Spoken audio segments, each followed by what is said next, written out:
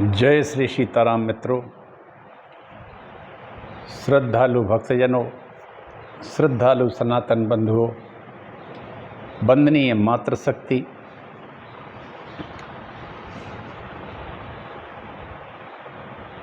संपूर्ण देशवासियों, परमात्मा सबकी रक्षा करे, सद्बुद्धि प्रदान करे। आइए हम सभी विष्णु महापुराण को सुने।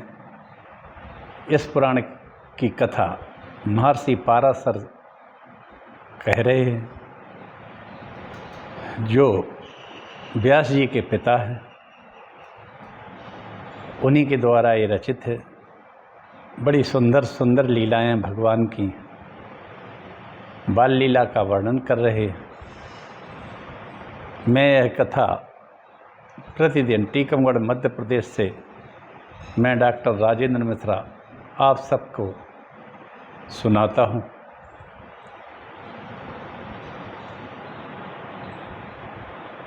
एक छोटा सा मंगलाचरण करते हैं, इसके बाद कथा प्रारंभ करेंगे। आइए हम सब मानसिक रूप से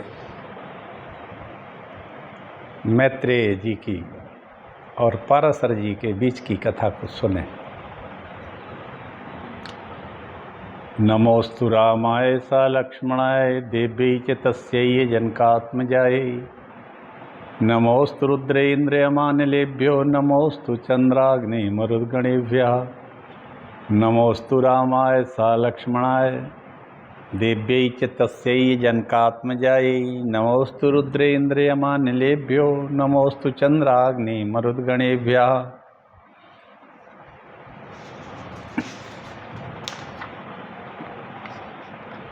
नमामि देववरदं वरेण्यं महेश्वरं ज्ञाननिधिं सनातनं। नमामि देवाधिपतीश्वरं हरं सदा सुखाढ्यं जगदेकबान्धवम्।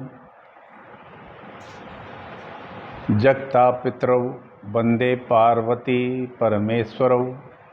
कार्यं विष्णुः क्रिया ब्रह्मा कारणं तु महेश्वरः।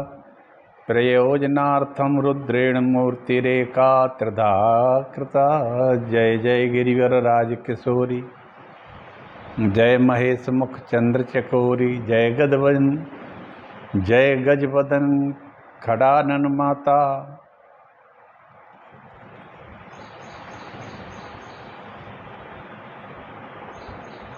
जय जय गिरिवर राजकिशोरी, जय महेश मुख चंद्र चकोरी।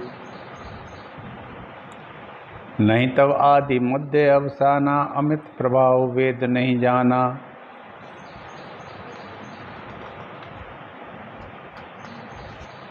अखंड मंडलाकारं व्याप्तं येन चराचरं, तत्पदं दर्शितं येन तस्मै श्री गुरुवे नमः।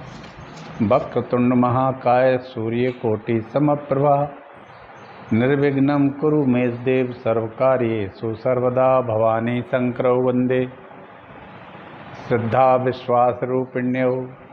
याभ्यां विना न पश्यन्ति सिद्धा स्वान्तास्तमीश्वरम्। भवानी शंकरौ वन्दे श्रद्धा विश्वासरूपिणौ। याभ्यां विना न पश्यन्ति सिद्धा स्वान्तास्तमीश्वरम्। ओम नारायणं नमस्कृत्य नरं चैव नरोत्तमं देवीं सरस्वतीं व्यासं ततो जयमुदीरयेत्। ओम नमो देव्यै महादेव्यै शिवायै सततं नमः। नमः प्रकृत्यै भद्रायै नियताः प्रणताः स्मृताम्। तुलसीदास के पदकमल बारंबार मनाए, गुण गावहुँ श्री राम के हनुमत होई सहाय। भक्त भक्ति भगवंत गुरु चतुर नाम बपु एक, तिनके पद बंदन करो नासत विघ्न अनेक। विश्वनाथ मम नाथ पुरारी, त्रिभुवन महिमा विदित तुम्हारी। चर अरु अचर नांग नर देवा, सकल करहीं पद पंकज सेवा। सकल करहीं पद पंकज सेवा, सकल करहीं पद पंकज सेवा। अयोध्या मथुरा माया काशी कांची अवंतिका, पुरी द्वारावती गेया सप्तैता मोक्षदायका। ओम भस्म संदिग्ध सर्वांगो रुद्राक्ष वर्णान्विता शिव शंकर सर्वात्मन श्री मातर जगदम्बिके। हर हर महादेव। मित्रों, भगवान की वृंदावन में बाल लीला शुरू हो गई है। भगवान थोड़े बड़े हो गए। उन्होंने कालिय नाग का दमन किया, उसको समुद्र में भेजा अपने चरण चिन्हों को देकर। कालिय नाग ने स्तुति की, उनकी पत्नियों ने स्तुति की। इसके बाद यमलार्जुन का भी उद्धार किया था उन्होंने।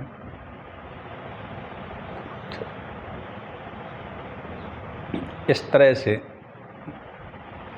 प्रदूषण से मुक्त कर दिया कालिय नाग के जहर से यमुना जी को। यमुना जी प्रदूषित थीं उस समय, बहुत अधिक, इतनी प्रदूषित थीं कि उसका कोई जल पी नहीं सकता था। जल को पीते ही सीधा मृत्यु को प्राप्त हो जाते थे लोग वह। क्यों कि काली नाग का जहर इतना विषाक्त था, उसके पानी के छींटे पड़ने से वृक्ष जल जाते थे। भगवान ने छलांग लगाई, कालिय नाग के फनों को कुचला, उसके अहंकार को कुचल दिया, उसके आताताईपन को कुचल दिया, उसकी दुष्टता को कुचल दिया। उसके आतंक से पूरे ब्रज को निजात मिली, मुक्ति मिली। और कालिय नाग बिना फन कुचले नहीं समझते हैं। कालिय नागों के फन ही कुचलना पड़ते हैं। भगवान का ये संदेश है। उन्होंने बंसी थी उनके पास। यहाँ एक बात बड़ी महत्वपूर्ण है मित्रों, भगवान के पास बंसी नाद था, और नादों के तो वो स्वयं प्रकट करने वाले सभी नाद उन्होंने प्रकट किए, चाहे बंसी नाद हो, चाहे घंटा नाद हो, चाहे शंख नाद हो, मेघनाद हो, जितने भी नाद हैं, नाद ब्रह्म भी है। तो बंसी नाद बड़ा श्रेष्ठ नाद उनके पास था, लेकिन उन्होंने कालिय नाग पे वो बंसी नहीं बजाई। जैसे सपेरे बंसी बजाते हैं ना, वो उसके बंसी बजा करके वो सांपों को मस्त करते हैं, पकड़ते हैं, दिखाते हैं नाग पंचमी पर घर घर जाकर। भगवान चाहते तो बंसी बजा के उसको मोहित कर सकते थे, लेकिन चूंकि कालिय नाग जैसे दुर्दांत आतंकी बंसी या बातों से नहीं मानते, ये भगवान ने सिद्ध कर दिया। इसलिए उन्होंने जो वो फन उठाता था उसी को कुचला, और वो इतना व्याकुल हो गया कि उसके प्राणांत होने वाले थे। नाग पत्नियाँ समझ गईं कि ये कुछ नहीं, ये सीधे भगवान श्री हरि हैं। क्योंकि साधारण मानव तो बहुत दूर की बात है, पेड़ पौधे तक जिसकी छींटे पड़ने से जल के राख हो जाते हो, ऐसे कोई को थोड़ी आ सकता है। काली नाग ने भी स्तुति की, भगवान ने उसको कहा कि तुम पूरा जहर यहीं उगल दो, आइंदा कभी जहर का उपयोग नहीं करना। उसने जहर से मुक्त होकर समुद्र को चला गया, निर्भय हो गया। मित्रों, जो भगवान के शरण में जाता है वो निर्भय ही हो जाता है। ये दो चीज़ें इसमें भगवान ने संकेत में कहा है कि दुष्ट को कुचलना ही जरूरी है, उनके मुखों को कुचल दो, और जो ईश्वर की शरण में आए उसका उद्धार निश्चित है। इसलिए हम सब चलें कृष्ण भगवान की शरण में। आगे की कथा 8वां अध्याय आता है पंचवंश का, धेनुकासुर का वध इसमें है। कल मैंने श्री कृष्ण कवच भी कहा था, आप लोगों को शायद अच्छा लगा होगा। पाराशर जी बोलते हैं, एक दिन बलराम और कृष्ण साथ में गौ चराते हुए रमणीय तालवन में चले गए। वहाँ कई वन थे, तालवन था, मधुवन था, वृंदावन था। तो वो तालवन में चले गए। उस तालवन में एक धेनुक नाम का असुर रहता था, और वो गधे जैसा था। वह दैत्य मृग मांस का आहार करता रहता था। मृगों को पकड़ के खा जाता था। उस तालवन को पके फलों की संपत्ति से संपन्न देखकर उन्हें तोड़ने की इच्छा से गोपगण बोले, भैया राम और कृष्ण, इस प्रदेश की रक्षा सदा धेनुकासुर करता है इस क्षेत्र की, इसलिए यहाँ ऐसे पके पके फल लगे हुए हैं। अपनी गंध से संपूर्ण दिशाओं को आमोदित करने वाले ये ताल के फल तो देखो, हमें इन्हें खाने की इच्छा है। यदि आपको अच्छा लगे तो थोड़े से झाड़ दीजिए। पाराशर जी कहते हैं, गोप कुमारों के वचन सुनकर बलराम जी ने कहा, ऐसा ही करना चाहिए। बलराम जी ने कहा, अगर तुम्हारे लोगों की इच्छा खाने की है ताल के फल तो हम गिराए देते। तब बलराम कृष्ण ने पृथ्वी पर फल गिराए। गिरते हुए फलों का शब्द सुनकर दुर्धर्ष दुरात्मा गर्दभासुर, गधे का रूप लेकर रहता था, क्रोधपूर्वक दौड़ा आया और महाबलवान असुर ने अपने पिछले 2 पैरों से बलराम जी की छाती में 2 लात मारी। बलराम जी ने उसके मारते ही उन पैरों को पकड़ लिया और आकाश में घुमाने लगे। तब वह चिल्लाने लगा और निर्जीव हो गया, तो उसे अत्यंत वेग से उसी ताल के वृक्ष पर दे मारा। वाह! बलराम जी ने उसके दोनों पैर पकड़े उस दुष्ट के और घुमाया और ताल के वृक्षों में ही दे मारा, जिससे वह निर्जीव हो गया। उस गधे ने गिरते गिरते ताल के वृक्षों से बहुत से फल गिरा दिए, जैसे प्रचंड वायु बादलों को गिरा देती है। उसके सजातीय अन्न गर्दभ असुरों के आने पर श्री कृष्ण और राम ने अनायास ही ताल वृक्षों पर पटक दिया। हे मैत्रेय, इस प्रकार एक क्षण में ही पके हुए ताल फलों और गर्भदासुर उस गर्दभासुरों के देहों से विभूषिता होकर पृथ्वी अत्यंत शोभित होने लगी। हे द्विज, तब से उस तालवन में गौएं निर्विघ्न होकर सुखपूर्वक नवीन तृण चरने लगीं, और जो उन्हें पहले कभी चरने को नसीब नहीं हुआ था, क्योंकि उस गर्दभासुर के धेनुकासुर के मारे डर के वहाँ गायें जाती नहीं थी, कोई व्यक्ति जाता नहीं था। फलों से लदा हुआ था तालवन। बलराम ने कृष्ण ने उस दुष्ट राक्षस को पकड़ के उठा के पटक के मार दिया और उन्हीं के ताल के पेड़ों से मारा, तो सभी ताल के वृक्ष गिर गए। ताल धेनुकासुर के मरने के बाद पाराशर जी कहते हैं, अपने अनुचरों सहित उस गर्दभासुर के मारे जाने पर वह सुरम्य तालवन गोप और गोपियों के सुखदायक हो गया। तदनंतर धेनुकासुर को मारकर वे दोनों वसुदेव पुत्र प्रसन्न हो भांडीर नामक बट वृक्ष के तले चले आए। अब खा पी के सब लोग एक भांडीर नाम का एक बट वृक्ष था, उसके नीचे आ जाते हैं। कंधे पर रस्सियाँ हैं, गौ बांधने वाले, गौबंधन जिनको कहते हैं। बुंदेलखंड में कसन कहते हैं, कसन।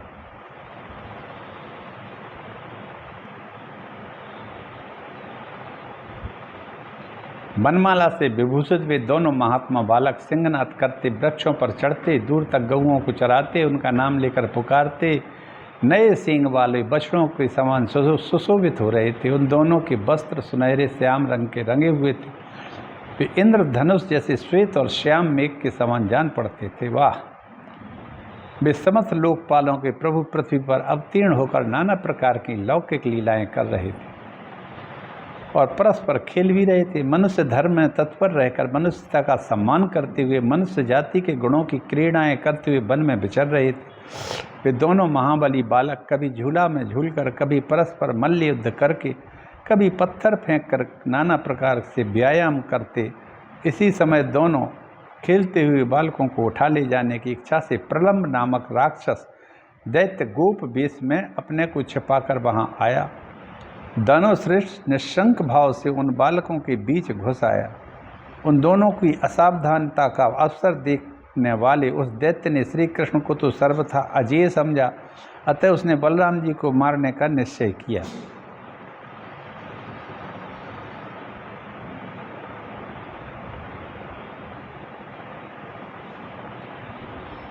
अब प्रलंबासुर आ जाता है।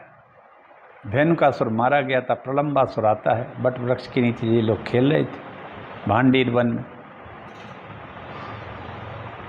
वो समझ गया था कि भगवान कृष्ण अजेय हैं, इनको कोई जीत नहीं सकता है, तो वो गोप का वेश धारण कर लिया प्रलंबासुर ने, गोप बन गया, गोपी बन गया।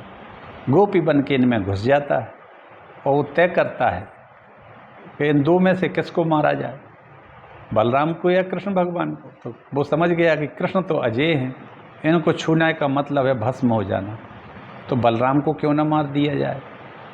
तो बलराम जी तदनंतर वे समस्त ग्वालपाल एक क्रीड़ा कर, हरिण क्रीड़न नाम का खेल खेल रहे थे। हरिण क्रीड़न माने एक पीठ पर एक दूसरे को उठा के दौड़ता है। तब श्रीदामा के साथ श्री कृष्ण और प्रलंब के साथ बलराम और इसी प्रकार अन्यान गोपों के साथ और ग्वाल बाल होड़ बदलकर उछलते हुए चलने लगे। अंत में कृष्ण ने श्रीदामा को और बलराम जी ने प्रलंब को तथा अन्यान कृष्ण पक्षी गोपों ने अपने प्रतिपक्षियों को हरा दिया। उस खेल में जो बालक हारे थे वे सब जीतने वालों को अपने कंधों पर चढ़ाकर भांडीर भट्ट तक ले जाने के बाद फिर से लौट आए, किंतु प्रलंबासुर अपने कंधे पर बलराम जी को चढ़ाकर चंद्रमा के सहित मेघ के समान अत्यंत वेग से आकाश मंडल को चल दिया। इस प्रलंबासुर ने भगवान को बिठा के, बलराम जी को बिठा के, क्योंकि उधर तो कृष्ण और सुदामा के बीच में चल रहा था ये खेल, यहाँ प्रलंबासुर और बलराम के बीच में चल रहा था। तो बलराम जी को उसने अपने कंधे पर बिठाया, यही खेल हो रहा था, पीठ पर बिठा के दौड़ लगाने का। तो वो नीचे नहीं दौड़ा, वो सीधा आकाश अंतरिक्ष को ले उड़ा। अब भगवान बलराम जी को चढ़ाकर चल दिया, लेकिन उसको क्या पता था कि ये तो रोहिणी नंदन बलभद्र जी हैं, जितने हल्के फुल्के दिखते हैं इतने नहीं हैं। तो बलभद्र जी ने अपना भार बढ़ा दिया और भार को सहन ना कर सकने के कारण वर्षाकालीन मेघ के समान बढ़कर अत्यंत स्थूल शरीर वाला हो गया। तब माला और आभूषण धारण किए, सिर पर मुकुट पहने, अपने पाद प्रहार से पृथ्वी को कंपायमान करते हुए उस दग्ध पर्वत के समान आकार वाले उस दैत्य को देखकर उस निर्भय राक्षस के द्वारा ले जाए जाते हुए बलभद्र से कृष्ण भगवान ने कहा, भैया कृष्ण, देखो छद्म पूर्वक गोप वेश धारण करने वाला कोई पर्वत के समान महाकाय दैत्य मुझे हरे लिए जाता है। हे मधुसूदन, अब मुझे क्या करना चाहिए यह बतलाओ। देखो यह दुरात्मा बड़ी शीघ्रता से दौड़ रहा है। ये बलराम जी ने कृष्ण भगवान से कहा। पराशर जी बोले, रोहिणी नंदन ने बलवीर को जानने वाले महात्मा श्री कृष्णचंद्र ने मधुर मुस्कान से अपने ओष्ठ संपुट को खोलते हुए उन बलराम जी से कहा। कृष्ण बोले, हे सर्वात्मन, आप तो संपूर्ण गुह्य पदार्थों में अत्यंत गुह्य रूप है से प्रकट हुए, मानव भाव का अवलंबन ना करो बलराम।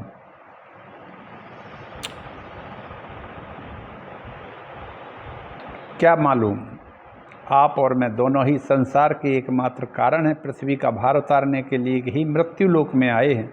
हे अनंत आकाश, आपका सिर है, मेघ केस हैं, पृथ्वी चरण है, अग्नि मुख है, चंद्रमा मन है, वायु श्वास प्रश्वास है, चारों दिशाएं बाहु हैं। हे भगवान, आप महाकाय हैं, आपके सहस्त्रों मुख हैं और सहस्त्रों हाथ पांव शरीर के भेद हैं। आप सहस्त्रों ब्रह्माओं के आदि कारण हैं। मुनिजन आपको सहस्त्रों प्रकार से वर्णन करते हैं। आपके दिव्य रूप को आपके अतिरिक्त और कौन जान सकता है। अतः समस्त देवगण आपके अवतार रूप की ही उपासना करते। क्या आपको विदित नहीं है कि अंत में यह संपूर्ण विश्व आप में ही लीन हो जाता है। अनंत मूर्ति आप ही से धारण की हुई है पृथ्वी संपूर्ण चराचर विश्व को धारण करती है। हे अज निमेष आदि काल रूप आप ही कृतयुग आदि भेदों के इस जगत का ग्रास करते हैं। जिस प्रकार बड़वानल से पिया हुआ जल वायु द्वारा हिमालय तक पहुँचाए जाने पर हिम का रूप धारण कर लेता है और फिर सूर्य किरणों का संयोग होने से जल रूप हो जाता है, उसी प्रकार है इसे समस्त जगत आपके ही द्वारा विनष्ट होकर परमेश्वर के ही अधीन रहता है। फिर प्रत्येक कल्प में आपके हिरण्यगर्भ रूप से सृष्टि रचना में प्रवृत्त होने पर यह स्थूल जगत रूप हो जाता है। विश्वात्मन, आप और मैं दोनों ही इस जगत के एकमात्र कारण है। संसार के हित के लिए भिन्न भिन्न रूप धारण किए। अतः अपना स्मरण कीजिए, मनुष्य भाव को त्याग दीजिए, मनुष्य भाव का अवलंबन कर इस दैत्य को मारकर बंधुजनों का हित साधन कीजिए। मनुष्य भाव का ही अवलंबन करके इस दैत्य को मार दीजिए। ये दूसरा आतंकी आ गया है। धेनुकासुर पहले आया था, उसके पहले पूतना आई थी, कालिय नांग था। बहुत सारे थे। जिस आतंकी सबरे कंस पाले था उसके पलेर थे। पाराशर जी कहते हैं, मैत्रेय, महात्मा कृष्ण के द्वारा ऐसा स्मरण कराए जाने पर बलराम जी ने हंसते हुए प्रलंबासुर को पीड़ित करने लगे। उन्होंने क्रोध से नेत्र लाल करके उसके मस्तक पर ऐसा घूंसा मारा जिसकी चोट से उस दैत्य के दोनों नेत्र ही बाहर निकल आए। जब वो कंधे पे बिठा के आकाश मार्ग से भाग रहा था तब बलराम जी ने उसके सर में एक इतना जोर से घूंसा मारा कि उसके दोनों आंखें बाहर निकल आईं। तदनंतर वह दैत्य श्रेष्ठ मगज मस्तिष्क फट जाने से मुख से रक्त बमन करता हुआ पृथ्वी पर गिर पड़ा और मर गया। अद्भुत कर्मा बलराम जी द्वारा प्रलंबासुर को मरा हुआ देख गोपगण प्रसन्न हो गए। साधु साधु कह के प्रशंसा करने लगे। प्रलंबासुर के मारे जाने पर बलराम जी गोपों द्वारा प्रशंसित हुए कृष्णचंद्र के साथ गोकुल में लौट आए। श्री पाराशर जी कहते हैं,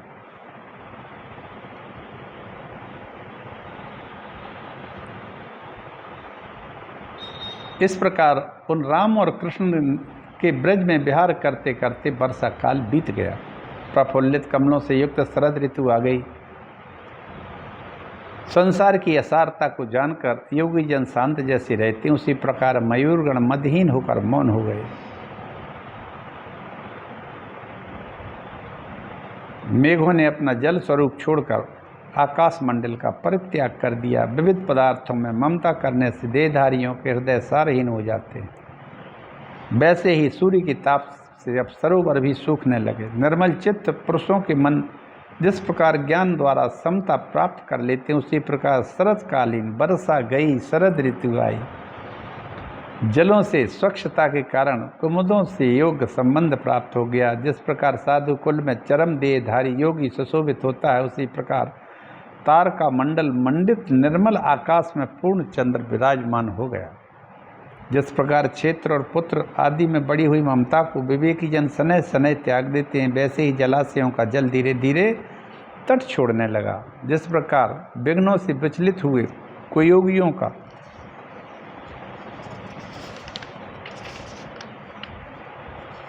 कलेशों से पुनः संयोग हो जाता है, उसी प्रकार पहले छोड़े हुए सरोवर के जल से हंस का पुनः संयोग हो गया।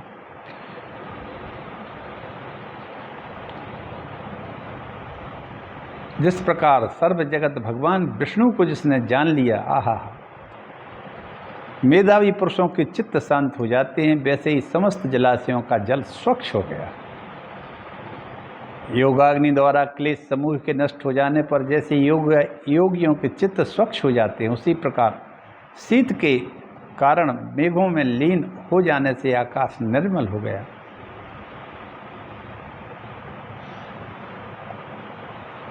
तालाबों के जल पूरक कर चुकने पर अब स्थिर रहने और सूखने से दिन रात कुंभक और रेचक क्रिया द्वारा प्राणायाम का अभ्यास कर रहे हैं, ऐसा लगने लगा। इस प्रकार ब्रजमंडल में निर्मल आकाश और नक्षत्र में शरत काल के आने पर श्री कृष्णचंद्र ने समस्त ब्रजवासियों को इंद्र का उत्सव मनाने के लिए तैयारी की। महामती कृष्ण ने उन गोपों को उत्सव की उमंग से अत्यंत उत्साहपूर्ण देखकर कुतूहलवश अपने बड़ी बूढ़ों से पूछा, आप लोग जिसके लिए फूले नहीं समाते वह इंद्र क्या है? इस प्रकार अत्यंत आदरपूर्वक पूछने पर नंद गोप ने कहा, नंद बोले, मेघ और जल का स्वामी देवराज इंद्र है। उसकी प्रेरणा से मेघगण जल रूपी रस की वर्षा करते हैं। हम उन्हीं देहधारी उन वर्षा से उत्पन्न हुए अन्न को बरसते हैं, उसी से हम जीवन चलाते हैं। उस वर्षा से बड़े हुए अन्न से तृप्त होकर ये गायें तुष्ट रहती हैं, पुष्ट होकर दूध देती हैं। पृथ्वी के जल को सूर्य किरणों द्वारा खींचकर संपूर्ण प्राणियों की वृद्धि के लिए उसे मेघों द्वारा पृथ्वी पर वर्षा देते हैं। इसलिए वर्षा ऋतु में समस्त राजा लोग हम अन्य मनुष्यगण देवराज इंद्र की यज्ञ द्वारा प्रसन्नता पूर्वक पूजा किया करते हैं। जी नंदगोप ने कहा। पाराशर जी कहते, इंद्र की पूजा के विषय में नंद जी के ऐसे वचन सुनकर दामोदर देवराज को कुपित करने के लिए इस प्रकार कहने लगे। अब यहाँ भगवान एक नई लीला करते हैं। उन्होंने इंद्र को थोड़ा गुस्सा दिलाने के लिए कहा, हे तात, हम ना तो कृषक हैं ना व्यापारी हैं, हमारी देवता तो गाय हैं, क्योंकि हम लोग बंचर हैं। आह, हम लोग गायों की सेवा करते हैं, गोपाल हैं। हम कोई खेती बहुत थोड़ी करते हैं, कोई व्यापार तो हम करते नहीं हैं।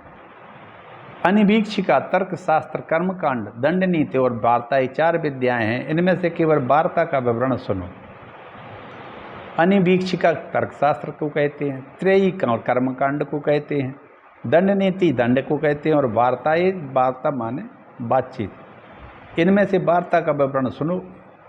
वार्ता नाम की विद्या कृषि, वाणिज्य, पशुपालन, इन तीनों वृत्तियों की आश्रयभूता है। वार्ता के इन तीनों भेदों से कृषि, किसानों, वाणिज्य, व्यापारियों की और गोपालन हम लोगों की उत्तम वृत्ति है। जो व्यक्ति जिस विद्या से युक्त उसकी वही इष्ट देवता है, वही पूजा अर्चना के योग है और वही परम उपकारिणी है। जो पुरुष एक व्यक्ति से फल लाभ करके अन्य की पूजा करता है, उसे इस लोक और परलोक में कहीं भी शुभ नहीं होता है। खेतों के अंत में सीमा, सीमा के अंत में वन, वन के अंत में पर्वत, पर्वत ही हमारी परम गति है। हम लोग ना तो किवाड़े भित्ति के अंदर रहने वाले हैं, निश्चित गृह अथवा खेत वाले किसान ही हैं, बल्कि हम लोग चक्रचारी मुनि भी कहलाते हैं, जो सकट आदि से सर्वत्र भ्रमण करते हैं, जिनका कोई खास निवास नहीं होता। मुनियों की भांति हम घूमते रहते हैं, जन समुदाय में हम लोग सुखी रहते हैं। तय गृहस्थ किसानों की भांति हमें इंद्र की पूजा करने का काम नहीं है। सुना जाता है कि इस वन के पर्वत गण काम रूपी इच्छानुसार रूप धारण कर लेते, मनोवांछित रूप धारण करके अपने अपने शिखरों पर विहार किया करते। जब कभी वनवासी गण इन गिरी देवों को किसी तरह की बाधा पहुंचाते हैं तो वे सिंह आदि रूप धारण कर उन्हें मार डालते हैं। अतः आज से इंद्र यज्ञ के स्थान पर गिरि यज्ञ और गो यज्ञ का प्रचार करना चाहिए। वाह क्या बात! कृष्ण भगवान ने कहा गौ यज्ञ और गिरि यज्ञ करना चाहिए, इंद्र से क्या प्रयोजन। अतएव आप लोग विधि पूर्वक मेद्य पशुओं की बलि देकर विविध सामग्रियों से गोवर्धन की अर्चा पूजा करें। आज संपूर्ण ब्रज का दूध एकत्र कर लो और उससे ब्राह्मणों अन्य याचकों को भोजन कराओ। गोवर्धन की पूजा हो। ब्राह्मण भोजन समाप्त होने पर शरद ऋतु के पुष्पों से सजे हुए मस्तक वाली गायें गिरिराज की प्रदक्षिणा करें। हे गोपगण, आप लोग यदि प्रीतिपूर्वक मेरी सम्मति के अनुसार कार्य करेंगे तो इससे गौओं का, गिरिराज का और मुझको अत्यंत प्रसन्नता होगी। पाराशर जी कहते हैं, कृष्णचंद्र के इन वाक्यों को सुनकर नंद आदि ब्रज गोपों ने प्रसन्नता से खिले हुए मुख से साधु साधु कहा और बोले, हे वत्स, तुमने अपना जो विचार प्रकट किया है वह बड़ा ही सुंदर है। अब ऐसा ही करेंगे, आज गिरि यज्ञ किया जाए। तदनंतर ब्रजवासियों ने गिरि यज्ञ का अनुष्ठान किया। दही, खीर, मांस आदि से पर्वराज को बलि दी गई। सैकड़ों हजारों ब्राह्मणों को भोजन कराया गया। पुष्पार्चित गौओं, सजल जलधर के समान गरजने वाले सांडों ने गोवर्धन की परिक्रमा की। हे द्विज, उस समय श्री कृष्ण ने पर्वत के शिखर पर अन्य रूप से प्रकट होकर दिखलाते हुए कि मैं मूर्तिमान गिरिराज हूँ, उन गोप श्रेष्ठों के चढ़ाए हुए विविध व्यंजनों को ग्रहण कर लिया। गिरिराज जी के ऊपर भगवान कृष्ण बैठ जाते हैं और जितना ये भोजन चढ़ाते जाते हैं वो सब कृष्ण भगवान ने पा लिया। कृष्णचंद्र ने अपने निज रूप से गोपों के साथ पर्वत के शिखर पर चढ़कर अपने ही दूसरे रूप का पूजन करा लिया। तदनंतर उनके अंतर ध्यान होने पर गोपगण अपने अभीष्ट वर पाकर गिरि यज्ञ समाप्त होने पर फिर अपने अपने गोष्ठों में चले गए। मित्रों, आज मैं अपनी वाणी को यहीं विराम देता हूँ। कल आगे का अध्याय कहेंगे।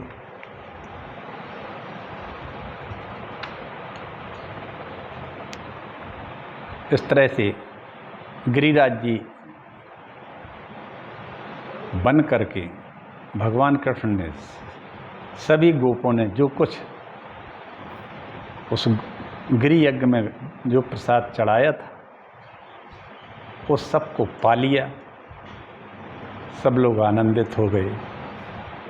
गिरि यज्ञ संपन्न होता है और सभी गोप अपने अपने घर को चले गए। इसके कल आगे की कथा कल कहूँगा। आपको कथा अच्छी लग रही होगी। भगवान कृष्ण की बाल लीलाएं।